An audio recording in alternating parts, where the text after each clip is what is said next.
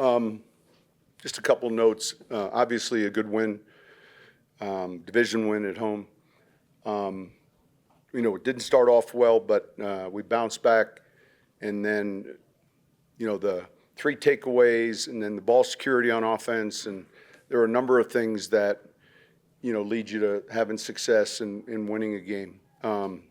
With that, I'll take any questions. Yeah, Sean, the Surtain pick 6 kind of turned the game on its head there. Just talk about that, and did you sense that it could be a momentum difference and you had to step on the gas there? Well,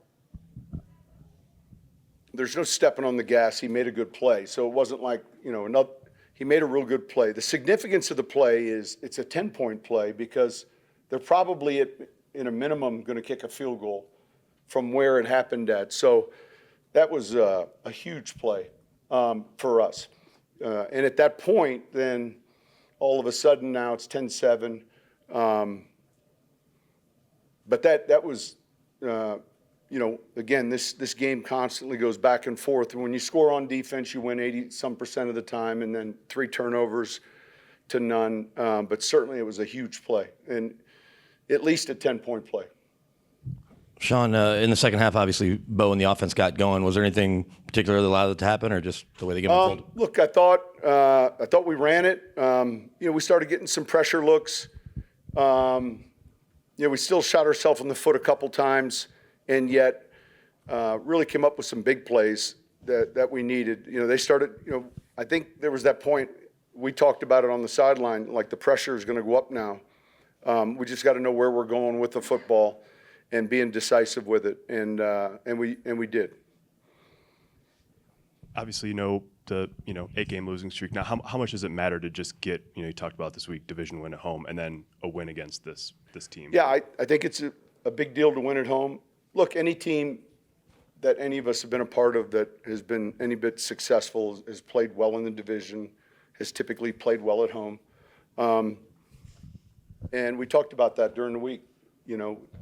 Our fan base, man, we've got to capitalize on playing well here, and so that was one of the things we discussed. The Raider thing or whatever, not so much, but we understand it's a division game, and it was an important game for us. Coach, how would you characterize the conversation you had with Bo after the miss fired in the end zone Yeah. to Franklin? And I've seen you have these conversations. It's part of the deal. Listen, last year, all of a sudden, it's just, there's still a little bit of Ferris Bueller in this player that we got to get rid of. All right, talking about Bo, and I love him to death. And so sometimes it's my love language. All right? Can you say what it was about? No, no, absolutely not. Coach, the end of the first half there, after you tied at 10 to get the field goal there, you speak to how critical that was to get the lead going into halftime and the potential. We went backwards, and then we complete a play that gets us in field goal range. That's the sequence you're talking about. At the end of the first half. Yeah. That was significant. Because when you think about, despite everything that happened in the first half, here it is where that's tough when you're on the other side of that. And so then we get the re-kick. We had seen that they push, talked to the officials about it, and fortunately they saw it. And then, we made the next kick. So I thought it was a big sequence. Javonte Williams had 110 total yards for you, 50 on the ground, 60 receiving. What's been the key to getting him going and being the player you anticipated? I think, look, the one thing that's significant, and I know you guys know this, if you can convert some third and fourth downs, you get to run more plays. And when you don't, and we're still not at that number, we're still – and so when you don't, then you look at 58 plays tomorrow instead of 72.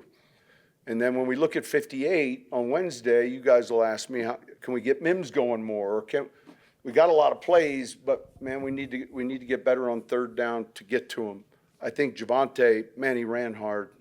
I think you guys felt that. I did.